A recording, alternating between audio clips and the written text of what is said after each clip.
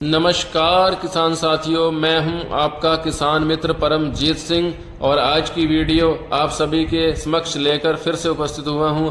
आज की वीडियो में हम बात करेंगे धान की खेती के बारे में। इस समय मई का महीना चल रहा है और बहुत सारे किसान भाई धान की नर्सरी बोने की तैयारी में लगे हुए हैं। किसान साथियों, इस समय धान की बहुत सारी वैरायटियां ऐसी हैं जिनको लेकर किसान काफी उत्साहित हैं तथा धान की नई वैरायटियां भी मार्केट में आई हुई हैं। परंतु किसान साथियों, आज हम बात करेंगे बासमती धान के बारे में। ऐसा बासमती धान जिसका उत्पादन भी अधिक है तथा साथ ही साथ इस धान का रेट भी बहुत अच्छा होता है।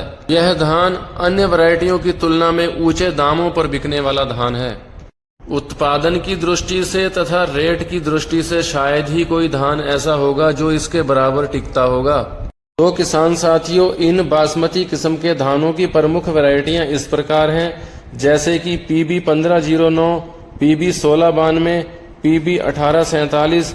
यह बासमती धान की प्रमुख वैरायटियां हैं। इनका अधिक उत्पादन कैसे लेना है, किस समय इसकी ट्रांसप्लांटिंग करनी है, कौन कौन से इसमें रोग आते हैं, इन सभी बातों पर विस्तार से बात करेंगे। किसान भाइयों, बासमती धान 1509, 1692, 1847 या फिर और भी बहुत सारी किस्में आती हैं जो कि पकने में बहुत ही कम समय लेती हैं। इन धानों की खेती हमारे बहुत सारे किसान करते हैं क्योंकि 2-3 वर्षों से बासमती धानों का रेट बहुत अच्छा रहता है। इसलिए पंजाब, हरियाणा, यूपी व उत्तराखंड के किसान बासमती धान की खेती बहुत बड़े क्षेत्रफल पर करते हैं। और जो भी किसान भाई बासमती धान की खेती शुरू जुलाई से जुलाई के अंत तक करते हैं तो उनके लिए यह एक एडवांस वीडियो हो सकती है। मतलब बासमती धान की खेती के लिए अच्छी जानकारी रखना बहुत ही जरूरी होता है, क्योंकि होता क्या है कि बासमती धान का रेट ज्यादा होने के साथ साथ इसमें फंगस की बीमारियों का प्रकोप भी किसान भाइयों ज्यादा रहता है। इसलिए इन बीमारियों की रोकथाम हमें नर्सरी से ही प्रारंभ कर देनी चाहिए। जैसे कि नर्सरी में यह ध्यान रखना होता है कि अगर नर्सरी का रंग ज्यादा हल्का होगा या फिर नर्सरी कमजोर दिखाई देती है तो वहां पर बकानी रोग का अटैक काफी ज्यादा देखने को मिलेगा।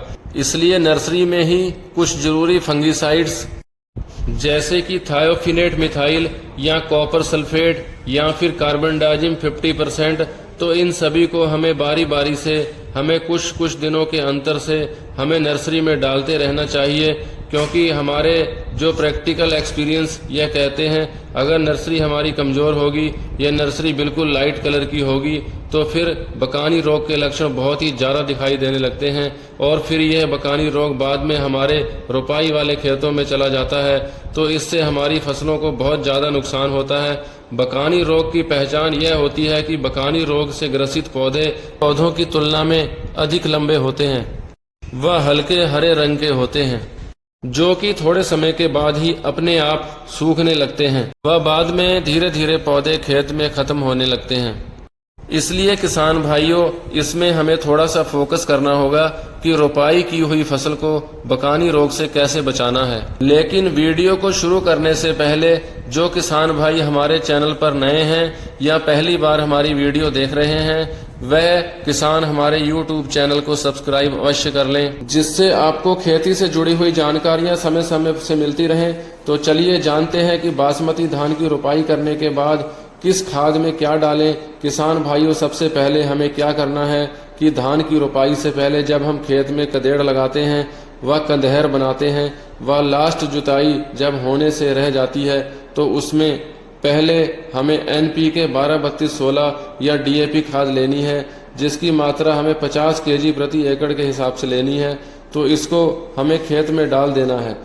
इसका मतलब यह होता है कि अगर हम NPK या DAP खाद का प्रयोग धान रोपाई से पहले कर देते हैं तो यह मिट्टी के अंदर बहुत ही बढ़िया तरीके से मिक्स हो जाती है और इसके तुरंत बाद ही पौधों को पोषक तत्व मिलने प्रारंभ हो जाते हैं, वह फसलों को जल्दी से ही पूरा फायदा मिलने लगता है।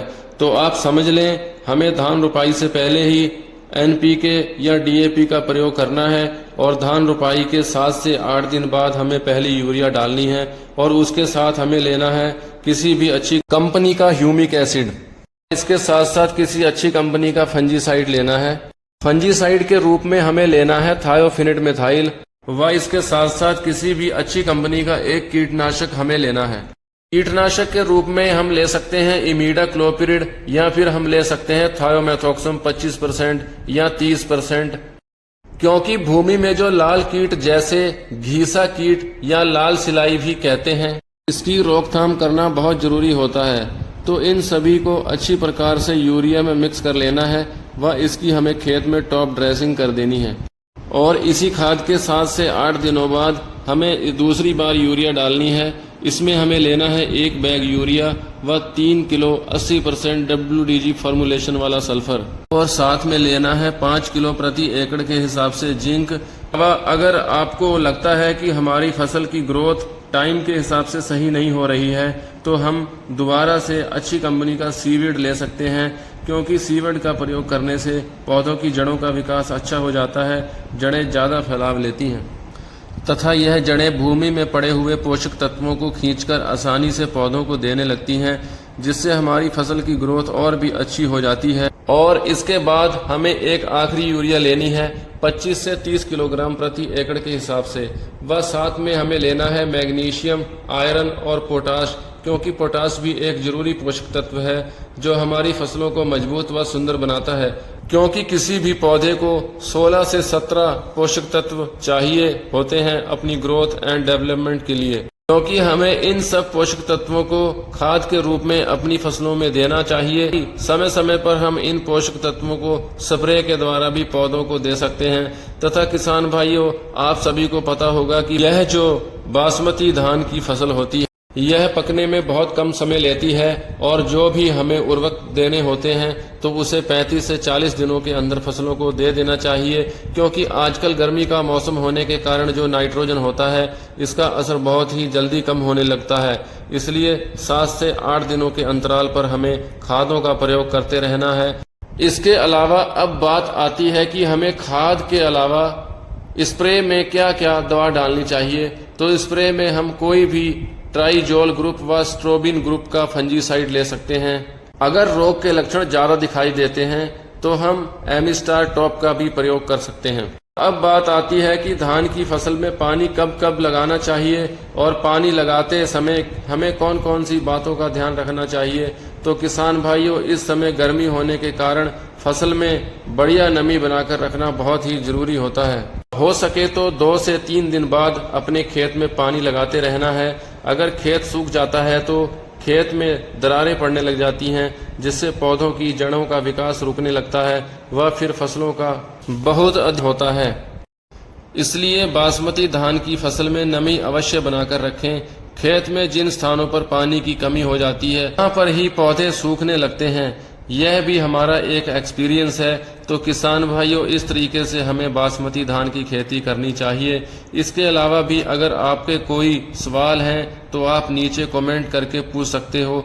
और किसान भाइयों, अगर आपको हमारी वीडियो अच्छी लगी हो तो वीडियो को लाइक, शेयर और चैनल को सब्सक्राइब करना ना भूलें। धन्यवाद किसान भाइयों। जय जवान जय किसान।